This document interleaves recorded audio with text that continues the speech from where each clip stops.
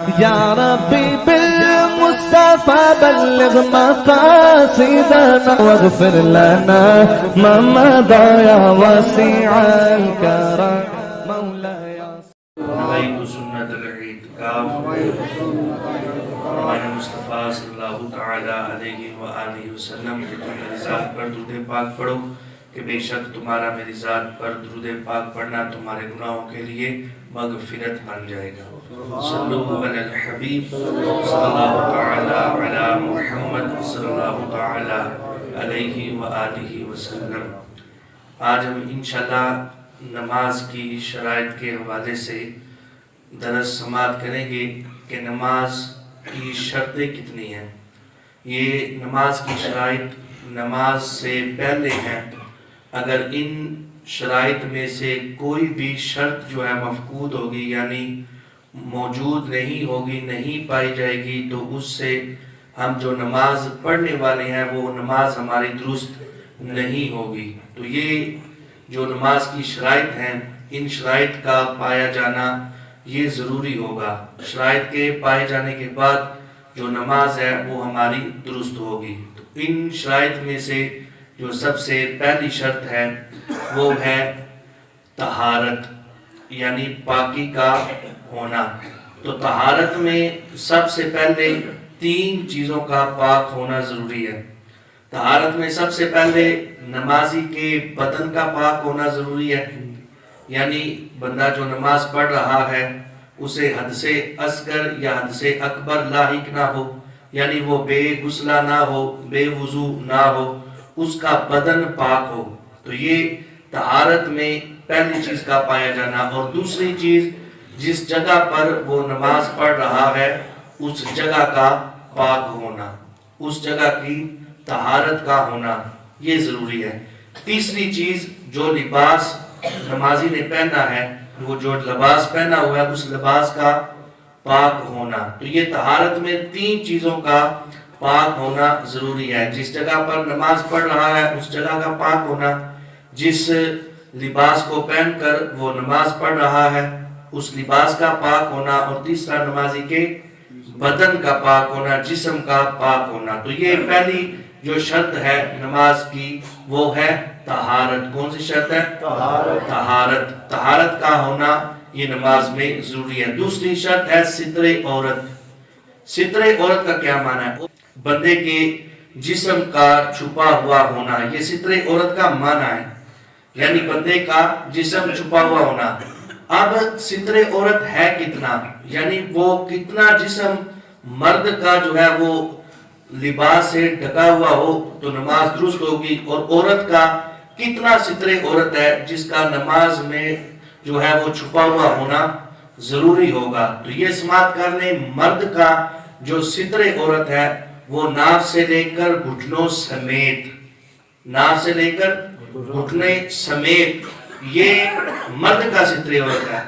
اگر اتنے حصے میں اگر بندے کی جو ستر ہے یہ کھلا ہوا ہو، یعنی اگر کوئی ایسا لباس پہنا ہے وہ پھٹا ہوا ہے تو اس کا وہ ستر نظر آ رہا ہے، یا اتنی جگہ پر یہ جو ستر عورت ہے مرد کا جو ستر کا چھپا ہوا ہونا ضروری ہے، وہ اگر ستر اس کا کھلا ہوا ہوگا تو نماز درست نہیں ہوگی۔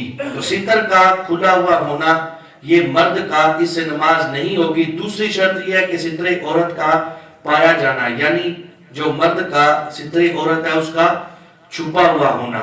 اب عورت کا ستر عورت کیا ہے؟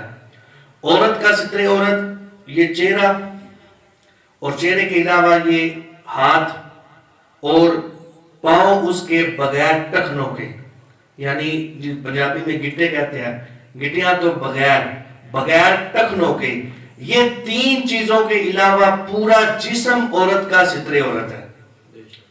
چہرہ، ہاتھ اور پاؤں اس کے بغیر ٹخنوں کے، تو یہ تین چیزوں کے علاوہ پورا جسم عورت کا ستر عورت ہے۔ یعنی اگر نماز میں اس کے پورے جسم میں جو بیان کیا گیا کوئی چیز ستر اس کا کھلا ہوا ہوگا تو نماز درست نہیں ہوگی۔ اب یہاں پر ایک مسئلہ بہت ہی خاص ہے کہ عمومی طور پر عورتیں جو ہیں وہ دوپٹہ لیتی ہیں باریک، ململ کا کپڑا لے کر یا باریک جالی والا کپڑا لے کر یا ایسا کپڑا لے کر وہ نماز پڑھتی ہیں، دوپٹہ لے کر نماز پڑھتی ہیں جس میں ان کے سر کے بالوں کی رنگت ظاہر ہو رہی ہے، یعنی سر کے بالوں کی جو رنگت ہے وہ نظر آ رہی ہے. تو آپ اب یہ مسئلہ مجھے بتائیں، تو اب اس کا یہ سر کے بال کا چھپا ہوانا ستر عورت میں شامل تھا؟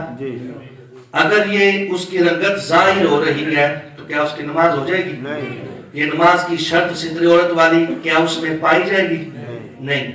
اسی طرح اگر مرد نے اتنا باریک لباس پہنا ہوا ہے کہ جس سے اس کے بدن کی رنگت ظاہر ہو رہی ہے تو اس سے بھی نماز نہیں ہوگی. مرد کا جو ستر عورت ہے اتنے حصے پر اگر مرد نے کوئی باریک لباس پہنا ہے تو اس سے مرد کی بھی نماز نہیں ہوگی. ستر عورت میں عورت کا جو ستر عورت ہے اس میں اس نے کوئی باریک لباس کا اس نے اگر وہ زیب تن لباس کیا ہوا ہے تو اس سے بھی عورت کی نماز نہیں ہوگی. یہ انتہائی اہم ترین مسئلہ ہے، یہ ہم نے بھی سمجھنا ہے اور اپنے گھر جا کے گھر والوں کو بھی سمجھانا ہے. اگر ایسا لباس پہنا ہے وہ جالی والا، بازوں کے جو ہے وہ ہاتھوں کے پوری وہ جالی والا لگا ہوتا ہے، تو اب یہ بھی ستر کھلا ہوا ہے تو عورت کی نماز ہو جائے گی؟ اس سے نہیں ہوگی. تو ایسا لباس ہم نے بھی نہیں پہننا کہ جس سے بدن کی رنگت ظاہر ہو،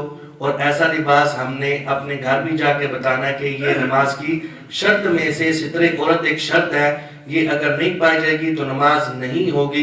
یہ ستر عورت کا معنی ہے جسم کا چھپا ہوا ہونا. دو شرطیں ہوگی. تیسری شرط جو ہے نماز کے لیے وہ ہے استقبال قبلہ. کون سی شرط ہے؟ استقبال قبلہ، یعنی قبلے کی طرف رخ کا ہونا. اب اگر کوئی بندہ قبلے کی طرف رخ نہیں کرتا تو اس کی نماز نہیں ہوگی، یہ شرط میں سے ہے. اب اس میں ایک اور چیز ہے، بندے نے قبلے کی طرف رخ کیا، نماز کو شروع کیا، اگر اس کا سینہ قبلے سے پھر گیا تو نماز فاسد ہو جائے گی، ٹوٹ جائے گی. اس میں دو باتیں، ایک تو ہے قصدن اور ایک ہے عمدن. قصدن یعنی جان بوجھ کر اگر وہ سینے کو قبلے سے پھیرے گا تو نماز اسی وقت فاسد ہو جائے گی، ٹوٹ جائے گی. اور اگر غلطی سے یعنی وہ نماز پڑھ رہا تھا، کسی کا کندھا اس کے کندھے کے ساتھ لگ گیا تو اس کا سینہ پھر گیا تو 3 مرتبہ سبحان اللہ کہنے کی مقدار اگر وہ واپس آ گیا قبلے کی طرف تو اس کی نماز باقی رہے گی. اگر اتنا وقت گزر گیا کہ 3 مرتبہ سبحان اللہ کہنے کی مقدار وہ قبلے سے پھرا رہا تو اس کی نماز فاسد ہو جائے گی، ٹوٹ جائے گی، ختم ہو جائے گی، پھر وہ نئے سرے سے نماز پڑھے گا. تو 3 شرطیں آپ کو سمجھ آ گئی. پہلی شرط ہے طہارت، دوسری ہے ستر عورت، تیسری ہے استقبال قبلہ، اور چوتھی جو شرط ہے وہ ہے وقت، یعنی جو نماز پڑھ رہا ہے اس کا وقت ہونا. اب اس میں بھی دو جو ہے وہ جہتیں ہیں، ایک یہ کہ وقت سے پہلے پڑھ لے اور ایک یہ ہے کہ وقت گزرنے کے بعد پڑھے. اگر تو وقت شروع ہونے سے پہلے ہی وہ پڑھ لیتا ہے تو اس کی نماز سرے سے ہوگی نہیں. جیسے مثال کے طور پر آج زور کا وقت ابھی شروع نہیں ہوا، ہم نے فجر کی نماز ادا کی، تو ابھی اگر میں زور کی نماز ادا کروں تو میری نماز ادا ہو جائے گی؟ نہیں. وقت سے پہلے پڑھیں گے تو نماز ادا نہیں ہوگی. اب کل عشاء کا وقت گزرا، مغرب کا وقت گزرا، عصر کا وقت گزر چکا جو کل گزر گئی. اب اگر میں ابھی یعنی یہ جو وقت گزر جائے گا مکروہ وقت کے بعد میں نماز کو ادا کروں کل مغرب کی یا عصر کی، تو اب یہ نماز ادا تو ہوگی لیکن قضا کر کے ہوگی، تو اب وہ قضا کا گناہ بھی اسے ملے گا. وقت سے پہلے تو نماز سرے سے نہیں ہوگی، اگر وقت گزرنے کے بعد پڑھی تو وہ پڑھنا گناہ ہوگا. اور ہاں البتہ یہ کہ جو قضا والا اس کے سر پر یہ حکم تھا وہ اتر گیا، پھر قضا کرنے کے بعد اس پر توبہ بھی لازم ہے، کیونکہ قضا ایک گناہ تھا، وہ گناہ اس سے سرزد ہوا، پھر اس سے وہ توبہ بھی کرے گا. تو چوتھی جو شرط تھی وہ کیا تھی؟ وقت. اور پانچویں جو شرط ہے وہ ہے نیت. نیت کی تعریف سماعت کر لیں، ڈیفینیشن کیا ہے اس کی. نیت کہتے ہیں دل کے پختہ ارادے کو. اب دل میں اگر کسی نے نیت کر لی زبان سے نہیں کہی تو اس کی نماز ہو جائے گی. یعنی ایک بندہ آیا وہ فجر کے فرض پڑھنے لگا تو اس نے نیت زبان سے نہیں کی, دل میں اس کو پتا کہ میں فجر کے فرض پڑھنے لگا ہوں تو اس کی نماز ہو جائے گی. بعض دفعہ ہمارے کچھ نمازی ایسے بھی ہیں وہ کرتے ہیں جی جب مسجد میں انٹر ہوتے ہیں جماعت کھڑی ہے تو وہ فرضوں کی ایسے نیت کرتے ہیں کہ خود تو نیت کر رہے ہوتے ہیں باقیوں کی نماز میں خلل پیدا کر رہے ہوتے ہیں. اتنی اونچی آواز ہے انی وجہت تو بھائی آپ اتنی اونچی آواز نہ بھی کہو, زبان سے کہہ لینا تو بہتر ہے. اگر زبان سے کہنا بھی ہے تو کم از کم اتنی آواز سے کہیں کہ اپنے کان سن سکیں, دوسرے کی نماز میں خلل نہ ہو. تو زبان سے نیت کر لینا یہ بہتر ہے. دل میں اگر اس کی نیت ہے تو اس کی نماز ہو جائے گی. اب اس میں ایک اور مسئلہ کہ اگر کوئی بندہ آیا ہے نماز پڑھنے کے لیے تو اس نے ظہر کی سنتیں ادا کرنی ہے تو اس کے دل میں یہ ارادہ ہے کہ میں ظہر کی سنتیں پڑھ رہا ہوں, زبان سے اس سے کی ظہر کی جگہ اثر نکل جاتا ہے لیکن دل میں پکا اس کو پتا ہے کہ میں ظہر کی سنتیں پڑھ رہا ہوں, زبان سے اگر غلط بھی ادا ہو گیا تو اس کی نماز ہو جائے گی کیونکہ نیت دل کے ارادے کو کہتے ہیں. اب اس کی علماء نے ایک بات بیان کی ہے, یہ کس صورت میں ہوگا؟ وہ اس صورت میں ہوگا کہ اگر اس بندے کو پوچھا جائے نا کہ تم نے کیا ادا کیا تو وہ فوراً بتا سکے میں نے ظہر کی سنتیں ادا کی یا میں ظہر کی سنتیں پڑھنے لگا ہوں. اس طرح اسے اتنا پکا ہو, یعنی سوچے نا وہ بیان کرتے ہوئے جواب دیتے ہوئے سوچے نا فوراً بول دے کہ میں ظہر کی سنتیں ادا کرنے لگا ہوں, تو اس سے پتہ چلا کہ دل میں اس کا پکا ارادہ تھا. اگر زبان سے غلط بھی نکل گیا تو اس کی نماز ہو جائے گی. چھٹی جو شرط ہے نماز کی وہ ہے تکبیر تحریمہ, یعنی پہلی تکبیر نماز کی تکبیر اولا تکبیر تحریمہ اللہ اکبر. اب اس میں جو مسائل ہیں وہ انتہائی اہم ترین مسئلے ہیں, اس کو ہم نے توجہ کے ساتھ سماعت کرنا ہے. سب سے پہلے جو تکبیر تحریمہ میں جو تکبیر ہم کہتے ہیں نا اس کا تلفظ درست ہونا انتہائی ضروری ہے. اگر اس کا تلفظ درست نہیں ہوگا تو ہماری نماز شروع ہی نہیں ہوگی, نماز ہماری شروع ہی نہیں ہوگی. تو اس کا تلفظ درست ہونا ضروری ہے. اگر کسی بندے نے اللہ اکبر کی جگہ اللہ اکبر کہا تو اس کی نماز سرے سے ہوگی نہیں, کیونکہ اللہ اکبر میں ایک الف ہے, اگر اللہ اکبر کہے گا تو یہ دو الف بن جائیں گے. پہلا الف اس کا استفہامیہ بن جائے گا اور دوسرا الف اس میں جلالت والا بن جائے گا. تو اس کا ترجمہ علی بھائی کیا بنے گا؟ کیا اللہ سب سے بڑا ہے؟ یہ ایک سوال بن جائے گا. تو یہ ہمارا عقیدہ نہیں ہے. اگر ہم اس میں شک بھی کریں گے نا کہ خالق کائنات کی ذات ایک ہے, اس سے شک بھی کریں کہ دو ہے, تو ہمارا ایمان سے ہاتھ ہم دو بیٹھیں گے. تو یہ جملہ اللہ اکبر اگر کہا, یہاں تو اگرچہ وہ عقیدے سے نہیں کہہ رہا, وہ حکم نہیں لگے گا, اس کو کفر والا حرام ہوگا, لیکن اس کی نماز سیدھے سے ہوگی نہیں. تو یہ تلفظ درست ہونا. اب اسی طرح کوئی اللہ اکبر کہہ دیتا ہے تو اس کی بھی نماز شروع ہی نہیں ہوگی. اگر اسی طرح کوئی کہہ دیتا ہے اللہ اکبر تو اس کی بھی نماز نہیں شروع ہوگی, سینے سے نماز شروع ہی نہیں ہوگی, ٹوٹنی تو بات کی بات ہے. تو یہ اس کا تلفظ درست ہونا ضروری ہے. اب اس میں ہم نے صرف جو لام ہے نا اس کو لمبا کرنا ہے, اللہ اکبر. یہ میں ایک مرتبہ پڑھتا ہوں, تمام آپ مل کر اس کا تلفظ درست فرما رہے, اللہ اکبر. یہ اس کا درست تلفظ ہے.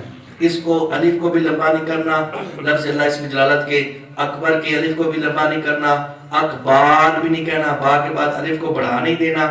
تو یہ انتہائی اہم اور ضروری مسئلہ ہے. پھر اس کے بعد عمومی طور پر یہ غلطی کہاں پائی جاتی ہے؟ یہ عمومی طور پر نماز جنازہ ہو یا ایسی کوئی عید کا بڑا اجتماع ہو تو عمومی طور پر جو مکبر کھڑے ہوتے ہیں نا وہ مکبر یہ غلطی کر دیتے ہیں. امام نے تو سمپل کہا اللہ اکبر, تو یہ عمومی طور پر مکبر اونچی آواز سے بولتے ہیں تو وہ یہ غلطی کر دیتے ہیں اللہ اکبر یا اللہ اکبر کر دیتے ہیں یا اللہ اکبر کر دیتے ہیں. تو یہ مسئلہ سماعت کرنے کہ اگر کسی مکبر نے بھی ایسا کہا تو اس مکبر کی جو تکبیرات سن کر انتقالات کر رہے ہیں یعنی اپنی نماز کو ادا کر رہے ہیں، تو اگر اس مکبر، امام کی آواز نہیں آ رہی، فقط مکبر کی آواز آ رہی ہے، تو اس مکبر کی آواز پر جو نماز پڑھ رہے ہیں مکبر کی نماز بھی جاتی رہی، اور جو اس کے پیچھے اس کی آواز پر نماز پڑھ رہے ہیں ان کی نماز بھی جاتی رہے گی۔ تو یہ انتہائی اہم ترین مسئلہ ہے۔ دوسرا اس کا مسئلہ یہ توجہ سماعت کرنے، عمومی طور پر ہم جلدی میں آئے تو امام نے تکبیر تحریمہ کہی، امام تکبیر تحریمہ تکبیر تھوڑی لمبی کر کے پڑھتا ہے، اللہ اکبر، تو یہ اس نے جلدی میں آ کر اللہ اکبر ایسے کر دیا۔ تو امام کی توجہ آپ میری طرف رکھیں، امام کی تکبیر سے پہلے اگر آپ کی تکبیر مکمل ہوگی نا تو پھر بھی آپ کی نماز نہیں ہوگی۔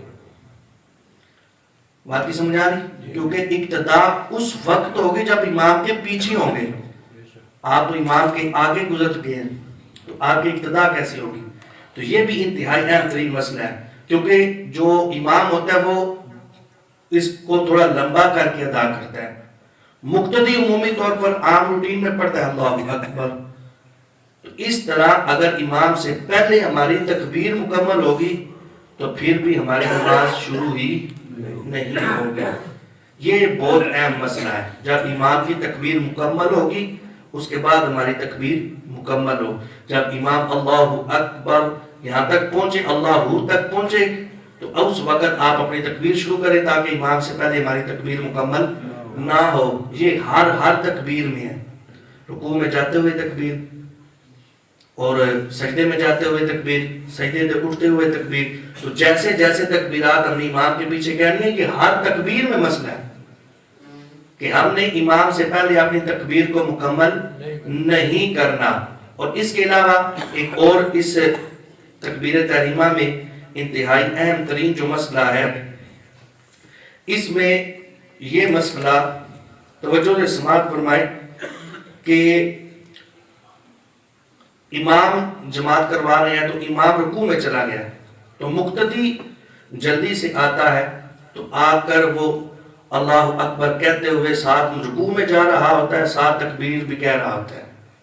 تو اس میں یہ مسئلہ سماعت کر رہے ہیں، اگر اس نے اتنی لمبی تکبیر کہی اور شروع ہی اس نے، میں نے ایسے ایک بندے کو دیکھا جو اس نے پہلی صف میں شامل اگر ہونا نا تو وہ دوسری صف کے شروع میں جو ہے وہ تکبیر شروع بھی کر دیتا ہے۔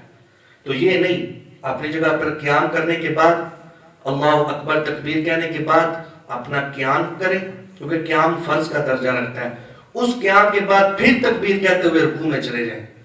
بھائی اگر آپ کی وہ رکعت جاتی بھی رہی تو کیا ہے، جماعت تو آپ کو مل گئی ہے نا، تو جلدی میں ایسا نہ ہو کہ آپ نماز سے یاد دو بیٹھے، تو اس طرح نہیں کرنا۔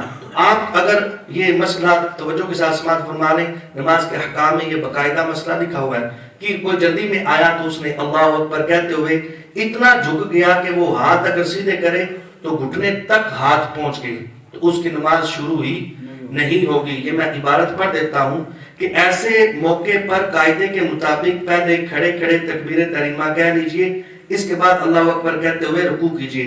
امام کے ساتھ اگر رکوع میں معمولی سی شرکت بھی ہوگی تو رکعت مل گئی، اگر آپ نے رکوع میں داخل ہونے سے پہلے قبل امام کھڑا ہو گیا تو رکعت نہ ملی۔ یہ تھا مسئلہ۔ اب اس میں یہ لکھا ہوا ہے کہ رکوع میں گیا یعنی تکبیر اس وقت ختم ہوئی کہ ہاتھ بڑھائے تو گھٹنے تک پہنچ جائے تو نماز نہ ہوگی۔